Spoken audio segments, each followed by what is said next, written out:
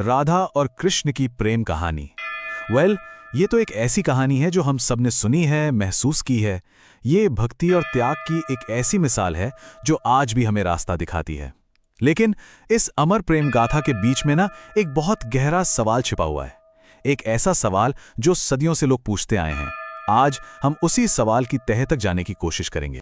सवाल यही है कि अगर उनका प्यार इतना सच्चा था, इतना गहरा और पूरा था, तो फिर शादी क्यों नहीं हुई? ये सवाल सिर्फ एक प्रेम कहानी का सवाल नहीं है, बल्कि ये हमें एक बहुत बड़े आध्यात्मिक सच की ओर ले जाता है। तो चलिए इस रहस्य की परतों को एक-एक करके खोलते हैं। तो इस सवाल का जवाब ढूंढने के लिए हमें सबसे पहले ये समझना होगा कि उनका प्यार आखिर था कैसा। ये कोई आम दुनियावी प्यार नहीं था। ये तो वृंदावन की गलियों में पनपा एक ऐसा अलौकिक, एक ऐसा डिवाइन कनेक्शन था जो हर दुनियावी बंधन से कहीं ऊपर था। कहते हैं कि जब कृष्ण अपनी बांसुरी बजाते थे तो जैसे सब कुछ ठहर सा जाता था। और उन सभी गोपियों के बीच राधा का जो खिंचाव था कृष्ण की तरफ, वो बिल्कुल अलग था, सबसे अनोखा। उनका रिश्ता शब्दों का मोहताज नहीं था, वो तो आत्मा से आत्मा का जुड़ाव था, एक रूहानी मिलन। और यहीं पर हमें दो तरह के प्यार के बीच का फर्क समझना जरूरी है। देखिए, एक होता है दुनियावी प्यार, जिसमें अक्सर किसी को पाने की, उस पर अधिकार जताने की इच्छा होती है। लेकिन राधा और कृष्ण का प्रेम दिव्य था। वहां पाने की जिद नहीं थी, बल्कि खुद को पूरी तरह सौंप देने का, समर्पण का भाव था। ये जिस्मों से परे आत्माओं का मिलन था। तो ठीक है, उनका प्यार तो दिव्य था, पर वो रहते तो इसी दुनिया में थे, इसी समाज में थे। और यहीं से कहानी में आते हैं वो बाहरी और भीतरी कारण जिन्होंने उनके जीवन का रास्ता तय किया।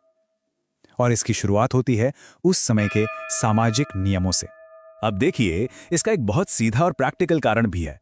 उस समय की सामाजिक मर्यादा के हिसाब से राधा पहले से विवाहित थीं, और कृष्ण जो खुद धर्म और मर्यादा की स्थापना करने आए थे, वो भला समाज के नियमों को कैसे तोड़ सकते थे? उनका प्रेम इन बंधनों से परे जरूर था, पर उनका आचरण तो समाज के लिए एक मिसाल था। लेकिन कहानी सिर्फ यहीं खत्म नहीं होती। सामाजिक बंधनों से भी कहीं ज्यादा जरूरी था कृष्ण के इस धरती पर आने का असल मकसद। तो सवाल ये उठता है कि क्या कृष्ण का अवतार सिर्फ राधा का पति बनने के लिए हुआ था? इसका जवाब उनके बहुत बड़े मिशन में छुपा है। नहीं, बिल्कुल नहीं। उनका मिशन तो बहुत बहुत बड़ा था। उनका जन्म किसी एक इंसान के लिए नहीं, बल्कि पूरी मानवता के लिए हुआ था। उन्हें धर्म की स्थापना करनी थी, अधर्म का नाश करना था। अब जरा सोचिए, अगर वो शादी करके एक गृहस्थ जीवन में बन जाते तो ये इतना बड़ा काम कैसे पूरा होता? चलिए, अब कहानी के सबसे अहम हिस्से पर आते हैं। राधा के नजरिए से इस कहानी को देखते हैं।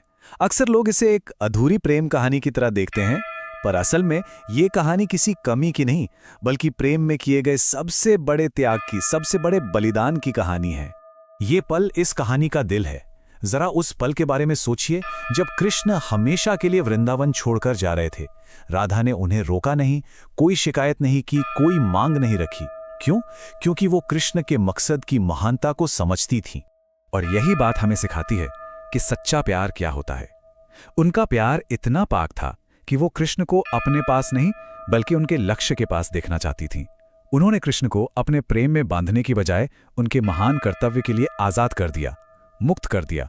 तो हमने सामाजिक कारण देखे, कर्तव्य की बात की, पर अब हम उस सबसे गहरे, सबसे आध्यात्मिक सच की बात करेंगे, जो शास्त्रों में छिपा है और जो इस सवाल का असली और आखिरी जवाब है। ये एक बहुत ही गहरा कॉन्सेप्ट है। शास्त्रों में कहा गया है कि राधा कोई अलग इंसान है ही नहीं, वो तो खुद कृष्ण की ही एक शक्ति है, उनकी ह्लादिनी शक्ति।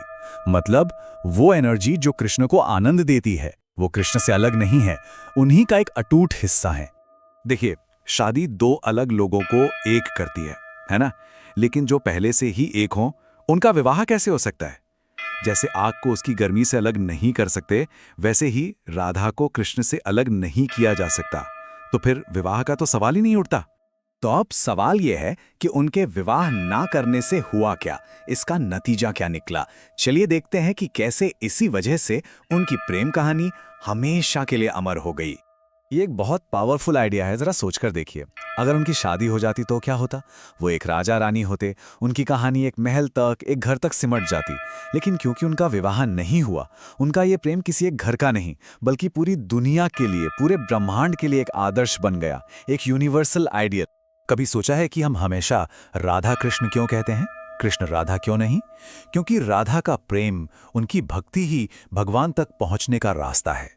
उनका त्याग इतना बड़ा है, उनका प्रेम इतना महान है कि उनका नाम भगवान से भी पहले लिया जाता है।